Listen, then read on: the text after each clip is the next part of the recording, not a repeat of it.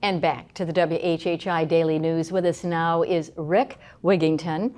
Rick is with Brookdale Senior Living, actually the largest senior living company in the United States. And he's going to be talking about seniors this time of the year. It's a tough time. A lot of loneliness can set in, and just some of the joys in actually being in a senior living environment, whether it be independent living or assisted living. So Rick, it's great to have you with us. Robin, it's great to be with you. Thanks for having me today. So as we approach Thanksgiving and Christmas, seniors, particularly those that are living by themselves, can go through all kinds of issues, depression, of course, that loneliness that I was talking about. So why do you recommend, if it's the proper time for maybe an individual to move into a senior living environment?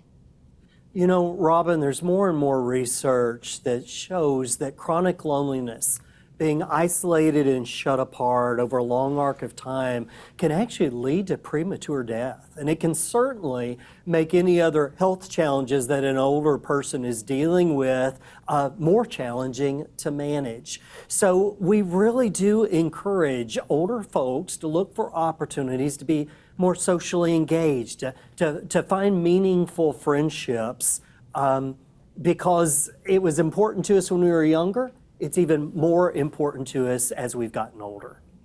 If we are like a child of a parent, how do you start that conversation if we know that this would be a good place or a good environment for a good culture for our loved one, our parent, our grandparent to maybe be in? How do we start that conversation? Sure, Robin, that's a great question. I think many older children are frankly a little scared to start the conversation. And I would encourage people to work backwards from what they're trying to achieve. And that's to help their older person live a better daily life. And the longer they stay isolated and shut apart, the more likely that things are starting to get hard will just progressively continue to get harder. So I would encourage people to start the conversation as soon as you recognize that things are getting harder to manage. Now, that could be driving, that could be grocery shopping, it could be going to medical appointments. It could be even recognizing that, you know, Mama's washing machine is in the basement, there's 15 steps to get down there. There's all kinds of reasons to be very practical and looking at where older people in our life are currently living and recognizing they could probably live better if we started this conversation. Rick, are you seeing more couples? You know, I'm thinking, you know, one spouse, partner passes, and so then that's maybe the time to think about moving. Yeah. But are you seeing more couples going into senior living places? You know, it's interesting, Robin. You know, sometimes one of the two couples is having greater challenges with their health than the other.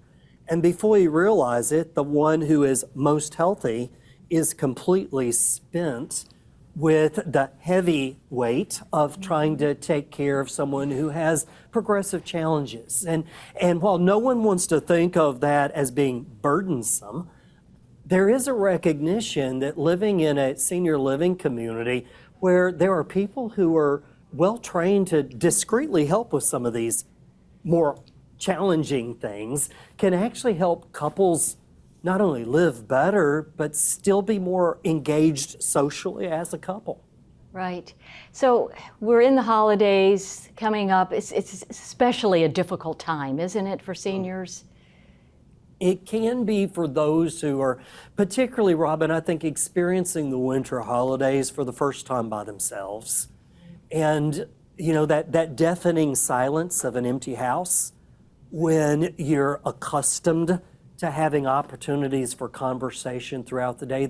If there's ever time when people can experience loneliness, the holidays is often when it becomes even more pronounced. Very good. Well, we appreciate you being with us, Rick. Great interview. Again, Rick Wigginton with the Brookdale Senior Living. Appreciate your interview today. Thanks. Robin, thanks for having me. And I hope that people will go to the Brookdale website because there's a lot of useful information and there's a telephone number. Give us a call and we'll be glad to help in any way we can. Very good. Thank you, sir. Thanks, Robin. And coming up after the break, Stephen Combs will join us. He is with the Bluffton Fire District. He'll give us some safety tips for Halloween trick-or-treaters. Don't go away.